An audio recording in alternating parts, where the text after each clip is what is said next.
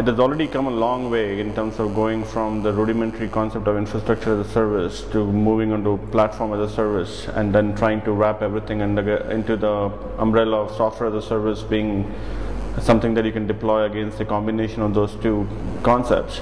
But what has been a linchpin in this whole thing has been essentially how you pay for the underlying resources.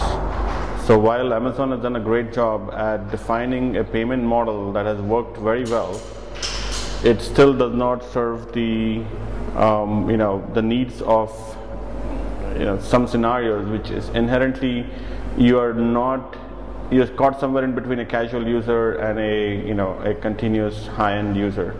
And that's where we are seeing something new coming into the picture, which kind of is taking this whole charge per transaction model that was kind of a part of the software as a service, but then apply that in the cloud scenario wherein you get charged per service you invoke.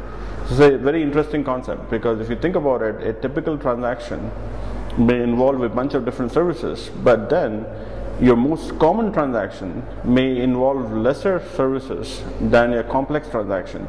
And then typically, if you see the usage pattern within a particular application, you would be having simpler transactions more often and complex transactions less often. So that way, if you're really a savvy user, you can strike the right balance and bring down your usage costs even further.